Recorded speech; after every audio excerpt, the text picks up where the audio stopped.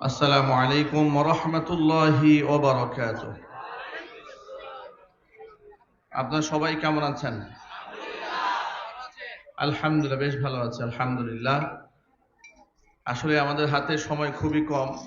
আমার পরবর্তী প্রোগ্রাম অনেক দূরে, ঢাকা সেই দুহার নবাবগঞ্জ। যার দরুন আমাদের এখানে নির্ধারিত সময় দেওয়া ছিল বাদ আসর, কর্তৃপক্ষের বিশেষ অনুরোধে বাদ মাগরিব সংক্ষিপ্ত সময় দেওয়া হয়েছে। আমরা খুব সংক্ষিপ্ত কথা বলবো। আমরা আশা করি এই অল্প কথার মধ্যেই আমাদের জীবনের বেশ কিছু পাথেয় ইনশাআল্লাহ এখান থেকে পাবো।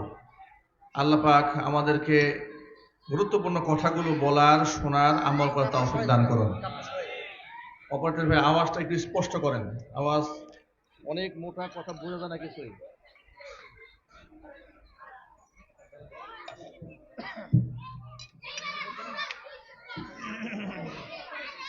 আওয়াজটা স্পষ্ট করে দেন। হ্যাঁ, দাঁড়ানো ভাইরা বসে যান। হ্যাঁ, দায়িত্বশীলরা বসিয়ে দেন। এইভাবে দাঁড়িয়ে থাকলে পরিবেশ খারাপ লাগবে। আর ছোট বাচ্চাদেরকে একটু সরাই দেন।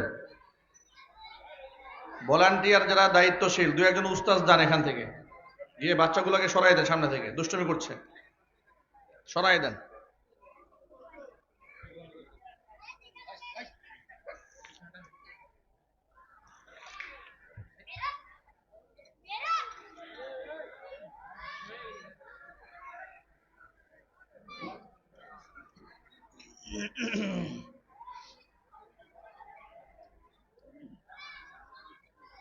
বাচ্চাদেরকে একটু সাইড করে দেন। হ্যাঁ,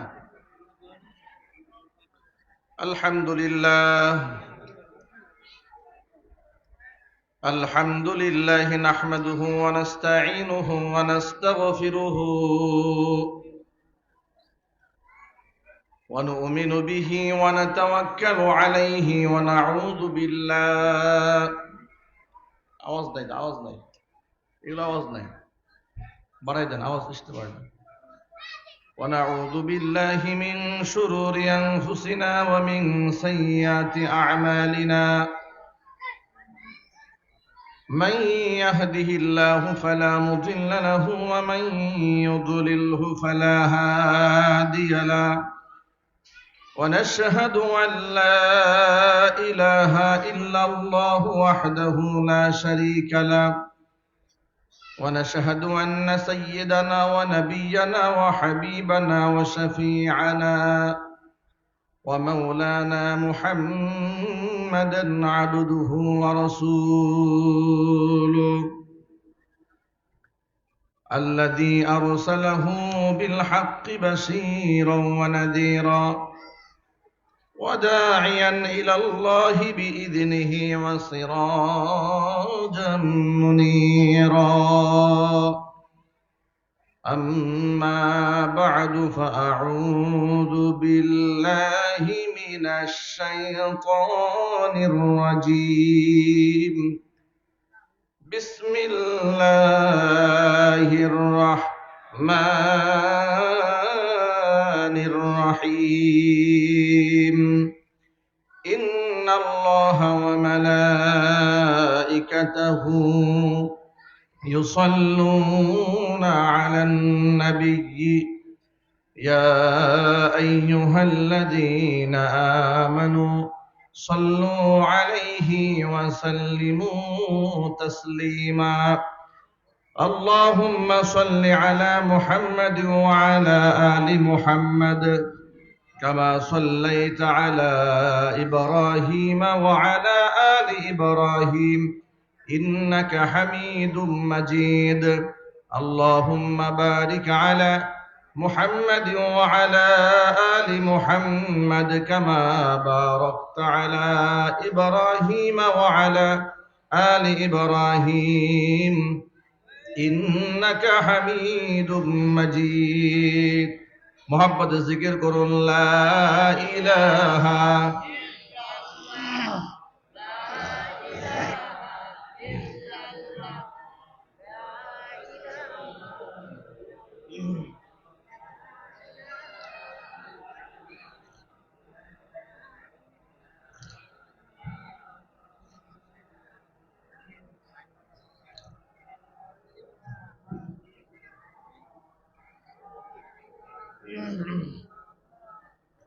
لا إله إلا الله لا إله إلا الله لا إله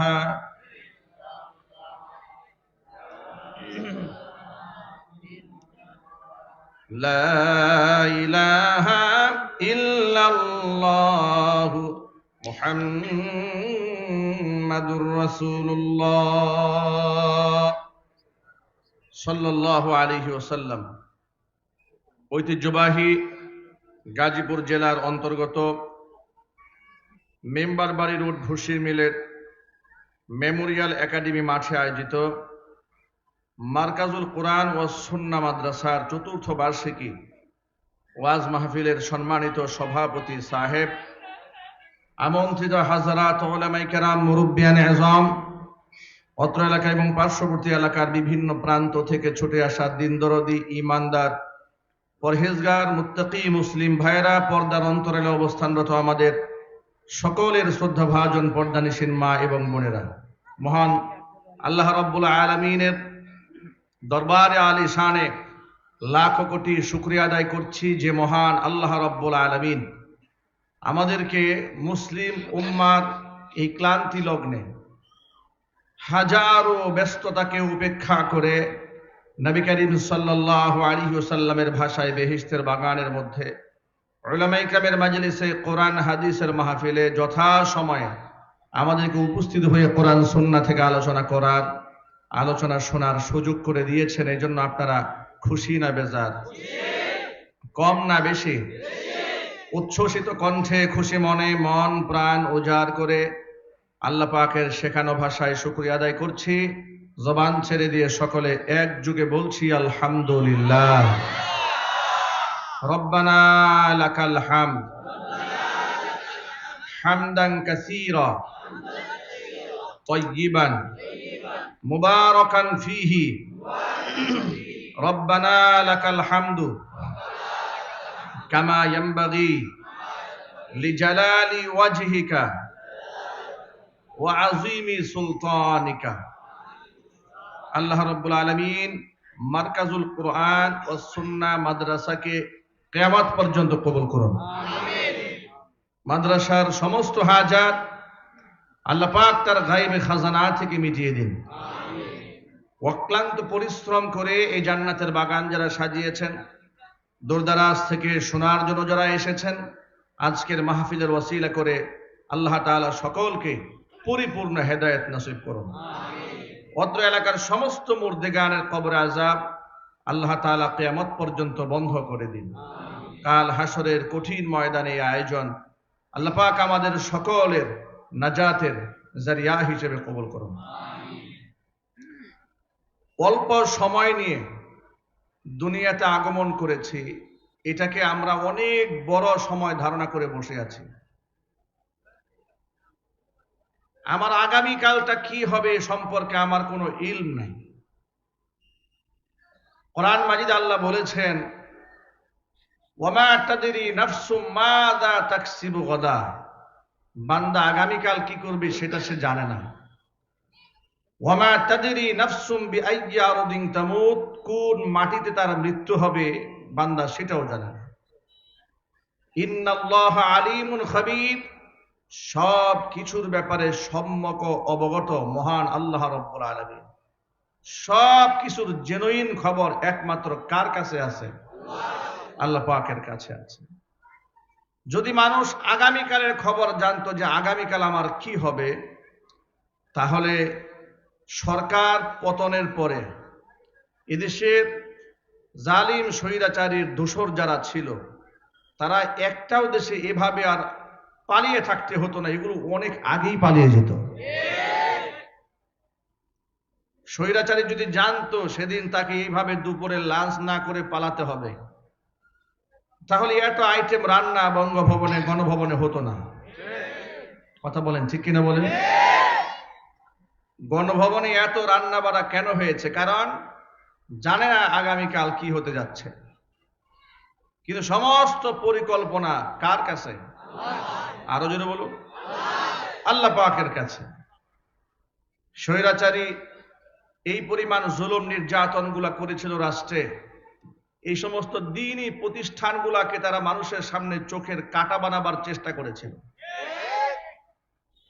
সব সময় মাদ্রাসার নেগেটিভ সাইডগুলো, হাতের 5টি আঙ্গুল যেমন সমান থাকে না, আপনি যদি এক বস্তা ধান কিনেন, ওই ধানের মধ্যে বেশ কিছু চিটা যেমন বের হয়, অনুরূপভাবে মানুষের মধ্যে সব মানুষ সমান হয় না, প্রতিষ্ঠানের মধ্যে সমস্ত প্রতিষ্ঠান সমান হয় না, আলেমদের মধ্যে সমস্ত আলেম সমান হয় না। ওরা কি করে, টেকনাফ থেকে তেঁতুলিয়া পর্যন্ত সার্চ করে মাদ্রাসার আলেম ওলামাদের হাজারো অবদানকে অন্ধের মতো বাদ দিয়ে, দেখেও না দেখার ভান করে, 2-1 আলেম যদি কোথাও কোনো ভুল করে থাকে, সেই ভুলগুলা নিয়ে একেবারে 71 টেলিভিশনে টকশো করতে বসে যায়। প্রথম আলোর প্রথম পেজে জঙ্গি নাটক সাজিয়ে মানুষের সামনে দাঁড়িয়ে এবং টুপিওয়ালাদেরকে হেয় প্রতিপন্ন করার চেষ্টা চালানো হয়। এই তো ছিল ওদের কার্যক্রম। কোন আলেম স্বাধীনভাবে কথা বলার সাহস পায়নি। যে স্বাধীনভাবে কথা বলবে তাকেই ঘায়েল করা হবে। গাজীপুর জেলার বোটবাজার কেন্দ্রীয় জামে মসজিদ রমরমা, প্রত্যেক জুমার বয়ানে হাজার হাজার মানুষ দেশের বিভিন্ন প্রান্ত থেকে ছুটে আসে। এদের সহ্য হলো না, আমাকে জোরপূর্বক পুলিশ দিয়ে, প্রশাসন দিয়ে, চাপ দিয়ে আমাকে সরিয়ে দেওয়া হলো। আমাকে যখন সরিয়ে দেওয়া হয়েছে, অন্যান্য হুজুররা সোজা সাইজ হয়ে গেছে। ওরা জানে যে একজনকে ধরতে হবে, বাকিগুলো এমনি সোজা হয়ে যায়। ওই দেখেছেন না, স্বরাষ্ট্রমন্ত্রীর সামনে গিয়া পুলিশ নামক এক কুলাঙ্গার বলতেছিল, স্যার দেখেন, একজনকে গুলি করি একটাই মারা যায়, আর বাকিরা এমনি পালায় যায়। মানুষ মেরে আনন্দের সাথে বর্ণনা করতে পারে যারা, কসম আল্লাহ, আর যাই হোক না কেন, ওরা মানুষ হতে পারে না। অমানুষ দিয়ে রাষ্ট্র প্রশাসন সব ভরে ফেলেছিল। যার দরুন একটা রাষ্ট্র কতটা ক্রাপ্টেড হলে, কতটা দুর্নীতিগ্রস্ত হলে একটা দেশের প্রাইম মিনিস্টার পালায়, একটা দেশের সেনাপ্রধান যিনি, তার এই সেনাপ্রধানের আগের যিনি, তিনি দুর্নীতিগ্রস্ত, পুলিশ প্রধান দুর্নীতিগ্রস্ত, এমপি মন্ত্রী 300 আসনে সব পালিয়ে গেছে একসাথে। আপনি আন্দাজ করতে পারেন, আমার তো মনে হয় পৃথিবীর ইতিহাসে এমন নির্লজ্জ পতন পৃথিবীতে আর কারো হয়নি। আবার এরা বড় বড় কথা বলে, এদের তো লজ্জা শরম নাই। এদের কি শরম আছে? এদের উপর আল্লাহ পাকের গজব পড়েছে। এদের মিথ্যাবাদিতার কারণে গজব পড়েছে আল্লাহর কোরআনের সাথে, রাসূল সাল্লাল্লাহু আলাইহি ওয়াসাল্লামের সুন্নাহর সাথে, এবং নবীগণের ওয়ারিস আলেমদের সাথে বেয়াদবি করার কারণে।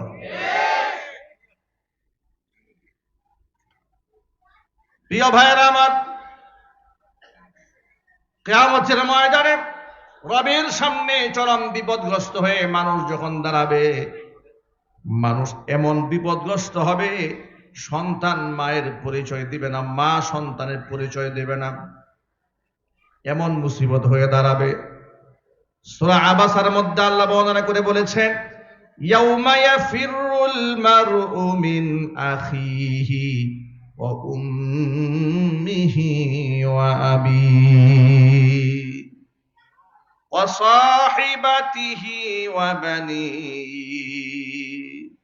সেদিন মানুষ ভেগে পলায়ন করবে। ইয়াউমা ইয়াফিরুল মারউ মিন আখিহি, তার ভাই থেকে, ওয়া উম্মিহি, তার মা থেকে, ওয়া আবিহি, তার বাবা থেকে, ওয়া বানিহি, তার স্ত্রী ও তার সন্তান থেকে, ওয়া সাহিবাতিহি, তার স্ত্রী থেকে মানুষ ভেগে পলায়ন করবে।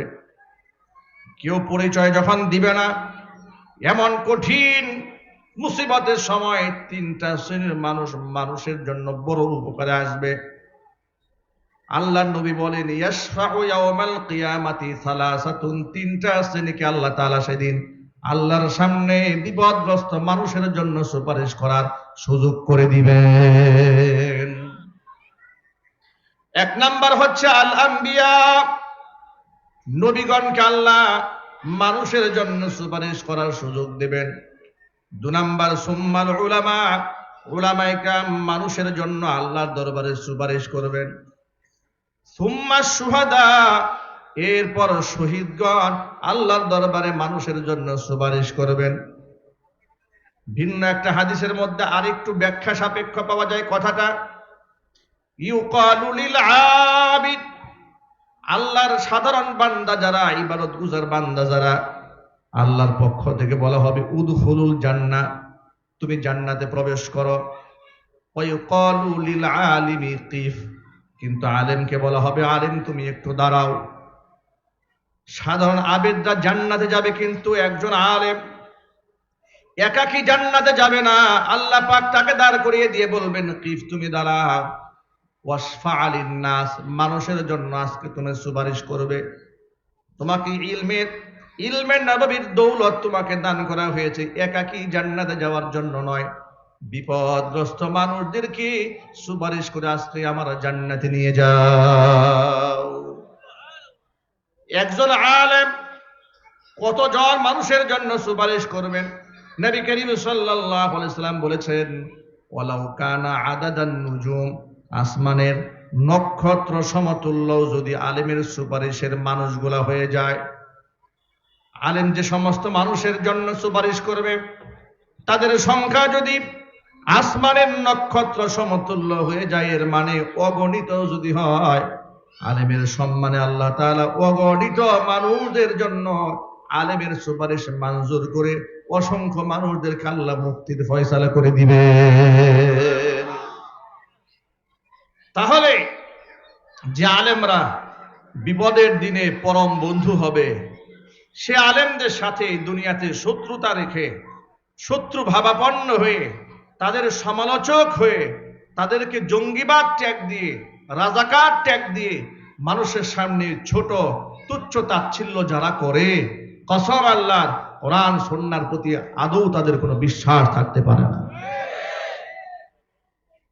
এদেশের সাধারণ মানুষ আলেমদেরকে বড্ড ভালোবাসে, ঠিক কিনা ভাই বলেন?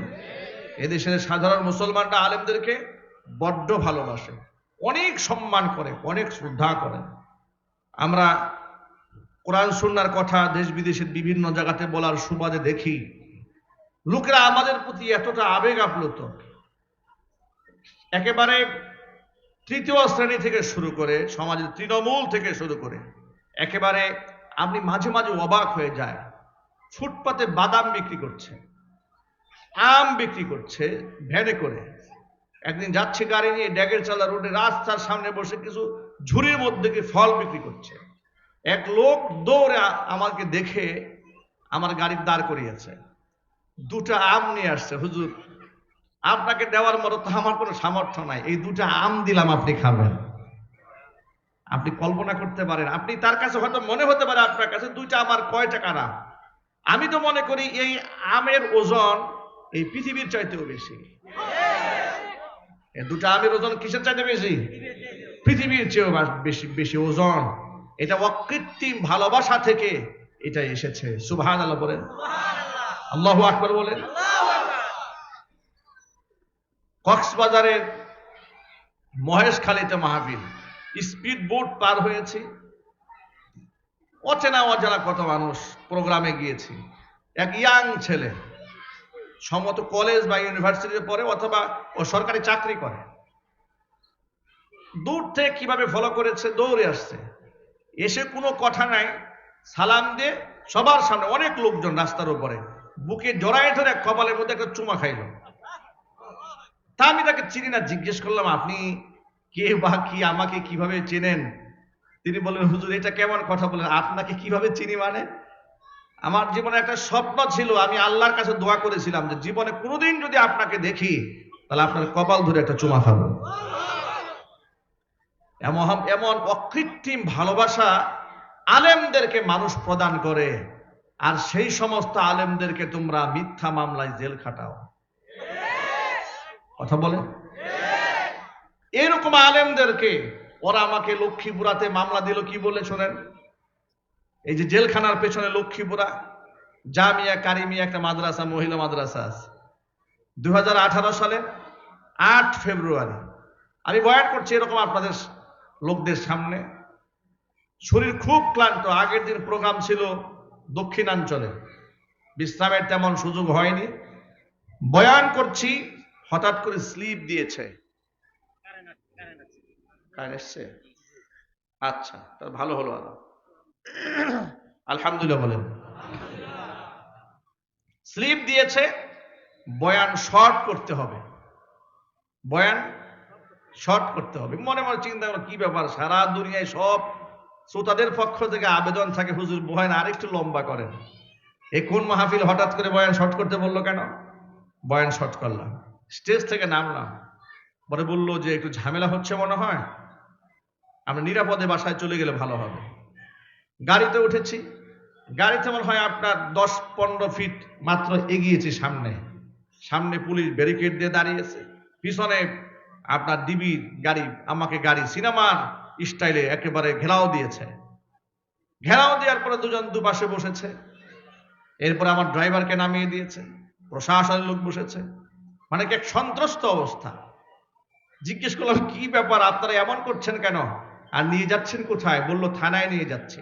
থানায় বলাতে মনটা একটু শান্ত হয়েছে, কারণ তখন তো হঠাৎ করে গুম করে ফেলে, খুন করে ফেলে, এটা তো এমন এক মানে রাষ্ট্র তারা কায়েম করেছিল, এখানে খুন করলেও খুনের বিচার নাই। গুম হয়ে গেল, মানববন্ধন করবেন যে অমুকে গুম হয়ে গেছে, এই মানববন্ধন করার কোনো সাহস ছিল না এই দেশের মানুষের। কথা বলেন। নিয়ে গেল, এরপরে ওসি সাহেব ছিল আমিনুল ইসলাম। জিজ্ঞেস করলাম, জয়দেবপুর থানার ওসি, জিজ্ঞেস করলাম আমার অপরাধ কি, নিয়ে আসছিলেন মাহফিল থেকে? বলে হুজুর আমি আপনাকে ধরি নাই, আমি কিছুই জানি যে আপনাকে কেন নিয়ে এসছে, সব উপরের নির্দেশ। কোথাকার নির্দেশ? উপরের নির্দেশ। কথা শুনে মনে হয় জিব্রাইল নির্দেশ দিয়ে গেছে। এরপরে থানার গারো দিয়ে নিয়ে রাখলো, প্রচন্ড শীত। হাসানউদ্দিন সরকার, উনাকেও কিছুক্ষণ পরে ধরে নিয়ে আসছে। উনাকে আমি চিনি না, তো উনাকে দেখলাম বৃদ্ধ মানুষ, আপনার লাঠি ভর করে দাঁড়াতেও পারে না, কষ্ট হচ্ছে। তাকে দেখে দুজনে গারো দিয়ে এক রুমে বসা, তো লোক নাই। মনে মনে চিন্তা করলাম আমি না হয় জোয়ান মানুষ, আমাকে ধরেছে, এই বুড়া মানুষটাকে কি জন্য গ্রেফতার করছে? জিজ্ঞেস করলাম চাচা আপনি কি রাজনীতি কিছু করেন নাকি?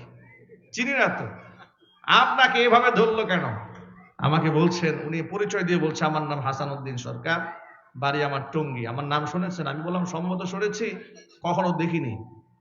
তখন তিনি তার ব্যক্তিগত পরিচয় দিলেন, শুনলাম যে উনি বড় পলিটিশিয়ান, বুঝলাম অনেক বড় রাজনীতিবিদ। এই জীবনের প্রথম উনি আমাকে দেখে, জীবনের প্রথম উনাকে আমি দেখি। আমি তখন পরিচয় দিলাম আমি বুটবাজার কেন্দ্রীয় মসজিদের খতিব। তো উনি আমাকে খুব আশ্বস্ত করলেন, সন্তান তুল্য স্নেহ করলেন, আমিও তাকে পিতৃতুল্য শ্রদ্ধা করলাম। রাত কেটে গেল, সকালবেলা আদালতে উপস্থিত করেছে। আদালতে দাঁড়িয়ে দেখি দুইজন এক মামলার আসামি।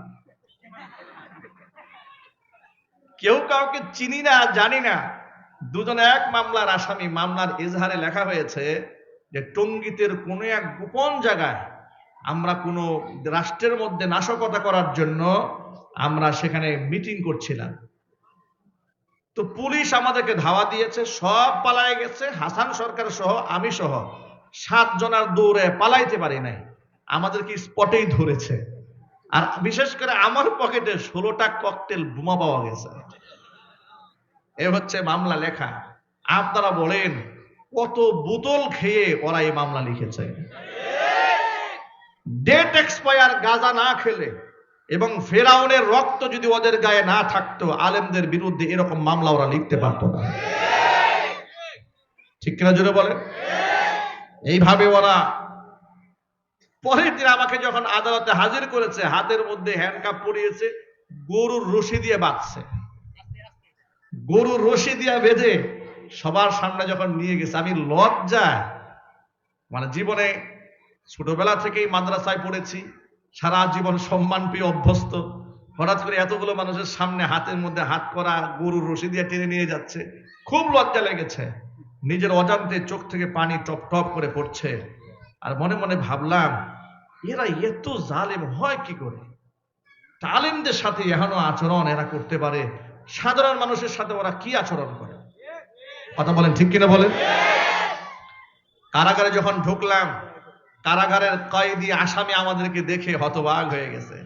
কারাগারে যে সুবেদার ছিলেন তিনি আমাকে দেখে আরো আশ্চর্যান্বিত হয়ে গেছেন। এই জন্য আমি যে মাহফিলে বয়ান করছিলাম আগের রাতে, যেহেতু জেলখানার পিছনে মাহফিলটা হয়েছে লক্ষ্মীপুরা, ওই জেলখানার যিনি সুবেদার তিনি আমার মাহফিলের শ্রোতা ছিলেন, সামনে বসা। উনি আমাকে বললেন, হুজুর কালকে না আপনি বয়ান করতেছিলেন?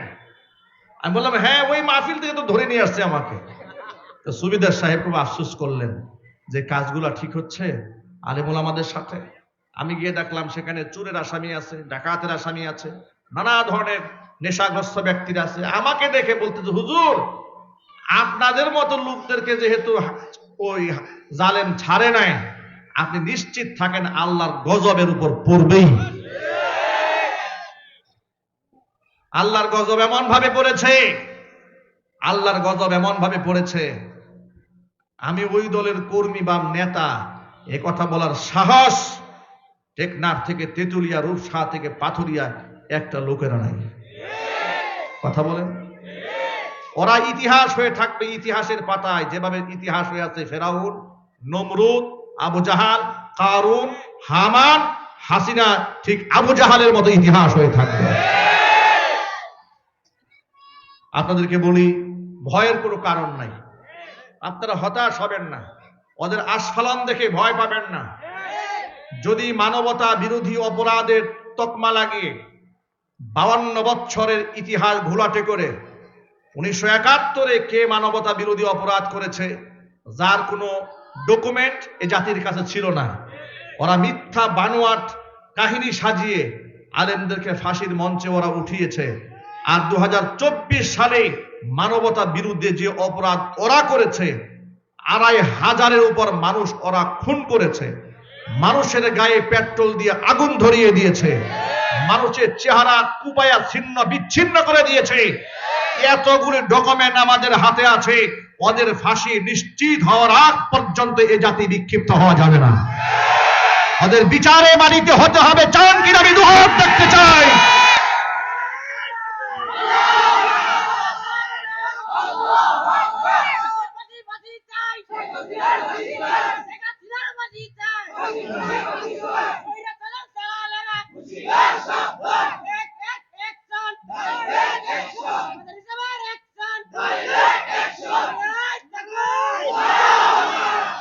মনে রাখবেন, সম্পর্ক রাখবেন আলেমদের সাথে, আলেমদেরকে শত্রুমা বানাবেন না, আলেমদেরকে বন্ধু বানাবেন। আর ওরা তো আলেমদেরকে জঙ্গি বলেছে, আপনারা পাকা একটা নিয়ত করে ফেলবেন, আজকের পর থেকে বাংলাদেশের এমন কোন ঘর থাকবে না যেখানে একটা আলেম থাকবে না। ইনশাআল্লাহ বলেন। প্রতিটা ঘরে ঘরে হাফেজ তৈরি করবেন, আলেম তৈরি করবেন। ওরা তো মিশন নিয়েছিল আলেম শূন্য বাংলাদেশ বানাবে, ধর্মহীন বাংলাদেশ বানাবে। যার দরুন ছোট্ট করে একটা ইতিহাস বলে দেই, সময় আমার হাতে খুব কম। সলিমুল্লাহ মুসলিম হল ঢাকা বিশ্ববিদ্যালয় নাম ছিল, সেখান থেকে মুসলিম শব্দ বাদ দিয়ে শুধু সলিমুল্লাহ হল বানিয়ে দিয়েছিল। মিথ্যা বললাম নাকি? জাহাঙ্গীরনগর মুসলিম বিশ্ববিদ্যালয় ছিল রেজিস্টার খাতায়। দেশ স্বাধীন হওয়ার পরে ওরা জাহাঙ্গীরনগর মুসলিম বিশ্ববিদ্যালয় থেকে মুসলিম শব্দ বাদ দিয়ে শুধু জাহাঙ্গীরনগর বিশ্ববিদ্যালয় বানিয়ে দিল। এখানে ইসলামের প্রতি ওদের অ্যালার্জি আছে না নাই? ওদের রাগ যত, ক্ষোভ যত, গুসা সব দাড়ি আর টুপি আর বোরকার উপরে, কোরআনের আইনের উপরে। কথা বলতে হবে, ঠিক কিনা? যার দরুন বিশ্ববিদ্যালয়ে কোনো মেয়ে যদি জিন্সের প্যান্ট পরে প্রকাশ্যে গাঁজা সেবন করে, এটা নিয়ে কোনো শিক্ষক প্রতিবাদ জানায় না। কিন্তু বোরকা পরে যদি কোনো মেয়ে বিশ্ববিদ্যালয়ে গিয়েছে, ওদের মাথা নষ্ট হয়ে গেছে। যদি উলঙ্গ অর্ধনগ্ন হয়ে ছেলে কিংবা মেয়ে বয়ফ্রেন্ড গার্লফ্রেন্ড নিয়ে বিশ্ববিদ্যালয়ে ঘুরে বেড়াতো, এটা নিয়ে ওরা টু শব্দ করতো না। কিন্তু কোন ছেলে যদি মুখের মধ্যে দাড়ি রেখে মাথার মধ্যে পাগড়ি পরে বিশ্ববিদ্যালয়ে গিয়েছে, ওর পিছনে গোয়েন্দা লাগিয়ে দিয়েছে। তাকায় দেখতো কোনো জঙ্গি সংগঠনের সদস্য নাকি। ওরা একটা বিজ্ঞাপন বানিয়েছিল জঙ্গি, বা আপনি বুঝবেন কিভাবে? সেখানে দেখিয়েছে, যদি দেখেন আপনার ছেলে এক সময় গান শুনতো, নাচ গান করতো, হঠাৎ করে নাচ গান বাদ দিয়ে মসজিদে যাওয়া শুরু করেছে, নামাজ কালাম পড়া শুরু করেছে, ওরা বলেছে আপনি বুঝে নেবেন আপনার ছেলে জঙ্গিবাদ হওয়ার প্রথম ধাপে পা দিয়েছে। আরো জোরে কর নাউজুবিল্লাহ। এর দ্বারা কি বোঝা যায়? ওরা এই দেশে ইসলাম কায়েম করতে চেয়েছে, হ্যাঁ না ইসলাম ধ্বংস করতে চেয়েছে? ইসলাম যারাই ধ্বংস করতে চেয়েছে তাদেরই পতন হয়েছে। কথা বলেন ঠিক কিনা? এটা যুগ যুগ ধরে ইতিহাস সাক্ষী। সুতরাং ওরা আমাদেরকে মানুষের দিল থেকে মুছে ফেলতে চেয়েছিল।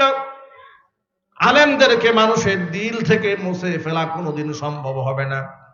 কারণ আলেমরা টাকার জোরে ইজ্জত ছিনায় নেয় নাই, আলেমরা টাকার জোরে মানুষের কাছ থেকে ভালোবাসা চায় নাই, ক্ষমতার জোরেও চায় নাই। আলেমদের প্রতি মানুষের যে অকৃত্রিম স্নেহ আর ভালোবাসা, এটা আল্লাহ প্রদত্ত, আল্লাহ পাক দিয়েছেন। আল্লাহ পাক বলেন ইয়ারফাইল্লাহুল্লাযীনা আমানু মিনকুম ওয়াল্লাযীনা উতুল ইলমা দারাজাত। নিশ্চয় আমি আল্লাহ তাআলা ঈমানদারদের সম্মান বৃদ্ধি করে দেব, সাথে সাথে যাদেরকে ইলম দান করা হয়েছে, যারা আলেম, তাদের মর্যাদা আমি আল্লাহ তাআলা আকাশ চুম্বি বাড়াই দেব। এটা আল্লাহর ওয়াদা। সুতরাং যত বাবারা এখানে আছেন, পর্দার অন্তরের মায়েরা আছেন, এই পৃথিবীতে যদি সন্তানকে সম্মানিত দেখতে চান, বানাতে চান, নিজেও যদি সন্তানের পক্ষ থেকে ন্যায্য পাওনা বুঝে নিতে চান, যদি সন্তানের পক্ষ থেকে আপনার ন্যায্য হিস্সা সঠিকভাবে যদি আপনি বুঝে নিতে চান, সন্তানের সিনার মধ্যে কোরআন ঢুকায় দেওয়া ছাড়া বিকল্প কোনো রাস্তা নাই। সন্তানদের সিনার মধ্যে কোরআন দিতে রাজি আছেন ইনশাআল্লাহ? মনে রাখবেন, এই পৃথিবীর বাস্তবতার ইতিহাস অনেক অনেক অনেক কঠিন। আমরা দেখেছি, আমি নিজেও দেখেছি বৃদ্ধাশ্রমগুলোতে। আমাদের গাজীপুরেই তো মণিপুরে বৃদ্ধাশ্রম আছে। আমার কথা একটু মিলাবার জন্য একটু দেখে আসেন। উত্তরাতেও আছে বৃদ্ধাশ্রম, দেখে আসেন। সেখানে গিয়ে দেখবেন ডাক্তার, ইঞ্জিনিয়ার, প্রফেসর, ব্যারিস্টার, এই ধরনের লোকদের বাপ মা আছে। অনেক বড় লোকদের বাপ মা বৃদ্ধাশ্রমে আছে, কিন্তু একজন হাফেজের মা, একজন হাফেজের বাবা, একজন আলেমের বাবা, একজন আলেমের মা গোটা পৃথিবীর কোন বৃদ্ধাশ্রমে আপনি খুঁজে পাবেন না। সুবহানাল্লাহ বলেন। কারণ একজন হাফেজ, একজন আলেম জানে বাবা মার সম্মান কত করে, অনেক অনেক করে। আল্লাহ নবী বলেছেন রিদাল্লাহি ফি রিদাল ওয়ালিদাইন ওয়া সাখাতুল্লাহি ফি সাখাতিল ওয়ালিদাইন। যদি পিতামাতা সন্তুষ্ট হয় তো আল্লাহ সন্তুষ্ট হয়ে যায়, পিতামাতা যদি নারাজ হয়ে যায় তো আল্লাহ নারাজ হয়ে যায়। এই শিক্ষাগুলো মাদ্রাসায় বাচ্চাদেরকে আমরা দেই, যার দরুন আমাদের কোরআন সুন্নাহ শিক্ষা গ্রহণ করে আমাদের বাচ্চারা সন্ত্রাস হয় না, মাস্তান হয় না, ডাকাত হয় না, খুনি হয় না, চরিত্রহীন হয়ে মেয়েদেরকে নিয়ে পার্কে পার্কে ঘুরে বেড়ায় না। নাইট ক্লাবে কোনো মাদ্রাসা পড়ুয়া ছাত্র পাবেন না, চ্যালেঞ্জ করে দিলাম। কোনো গাজার আড্ডায়, কোনো মদের আড্ডায়, কোনো তাসের আড্ডায়, কোনো জুয়ার আড্ডায় মাদ্রাসা পড়ুয়া 1% গোটা পৃথিবীতে খুঁজে পাবেন না। আল্লাহু আকবার বলেন। তাহলে নিজের সন্তানের সুন্দর চরিত্র, উজ্জ্বল ভবিষ্যৎ, আপনি আপনার পক্ষ থেকে, সন্তানের পক্ষ থেকে ন্যায্য হিস্সা যদি আপনি পেতে চান, সন্তানের কলিজার মধ্যে কোরআনের নূর ঢুকায় দেওয়া ছাড়া বিকল্প কোনো রাস্তা নাই। এজন্য আপনি আপনার সর্বস্বটা করবেন, আল্লাহর কাছে দোয়া করবেন যে আল্লাহ আমি চেষ্টা করছি, কবুল করার মালিক। যদি বলে কবুল করার মালিক, এ কথাটা মনে থাকবে তো ইনশাআল্লাহ। আর আমাদের ছেলেরা আলহামদুলিল্লাহ বর্তমানে তারা কি না শিখছে আপনারা বলুন। মাদ্রাসাগুলোতে কি না আছে, বাংলা, ইংরেজি, উর্দু, এরপরে ইংলিশ সব আছে, ম্যাথমেটিক্স, অঙ্ক সব আছে। এবং আমাদের ছোট্ট ছোট বাচ্চাদের হাতের লেখা দেখলে তো আপনি অবাক হয়ে যাবেন। আলহামদুলিল্লাহ বলেন। নুরানি বাচ্চা মাত্র 2 বছর 3 বছর পড়েছে, 1 বছরের মাথায় বাচ্চার হাতের লেখা দেখে মনে হবে এ তো এইচএসসি পাস। আলহামদুলিল্লাহ বলেন। এরা ইংরেজিতে কথাও বলতে পারে, আল্লাহু আকবার বলেন। সুতরাং আমি অন্তঃস্থল থেকে এই মাদ্রাসার জন্য শুভকামনা রইল, আমার দোয়া রইল, আপনারাও দোয়া করবেন। আমি হৃদয়ের গভীর থেকে আপনাদেরকে শ্রদ্ধা করি, ভালোবাসি। বোটবাজার কেন্দ্রীয় জামে মসজিদে আমি এখন মাসে 2 জুমা সময় দিচ্ছি, সাথে কাউরান বাজার আমবর্ষা শাহী জামে মসজিদে মাসে 2 জুমা সময় দিচ্ছি। আমি প্রত্যেক মাসের প্রথম 2 জুমা, প্রত্যেক মাসের প্রথম 2 জুমা বোটবাজার কেন্দ্রীয় জামে মসজিদে সময় দিচ্ছি, আর শেষের 2 জুমা কাউরান বাজার শাহী জামে মসজিদে দিচ্ছি। আপনারা দোয়া করবেন আমাদের প্রতিষ্ঠানের জন্য। আপনাদেরকে আরেকটা সুসংবাদ দেই, আমি তো আপনাদের পার্শ্ববর্তী এলাকাতে আলহামদুলিল্লাহ ছোট্ট একটা বাড়িও করেছি, আর ছোট্ট একটা মাদ্রাসাও করেছি। জানেন আপনারা? জামিয়া মাদানিয়া আরাবিয়া গাজীপুর নতুন প্রতিষ্ঠান, রমজানের পর থেকে সবে মাত্র শুরু হয়েছে। সেখানেও আমরা আলহামদুলিল্লাহ নুরানি নাজিরা বিভাগ, হিফজ বিভাগ শুরু করেছি। আপনারা দোয়া করবেন প্রতিষ্ঠানের জন্য, অন্তঃস্থল থেকে দোয়া করবেন। আমি আমার হৃদয়ের গভীর থেকে যত মাদ্রাসা বাংলাদেশে আছে প্রত্যেকটা মাদ্রাসার জন্য আল্লাহর কাছে দোয়া করি, কারণ প্রত্যেকটা মাদ্রাসা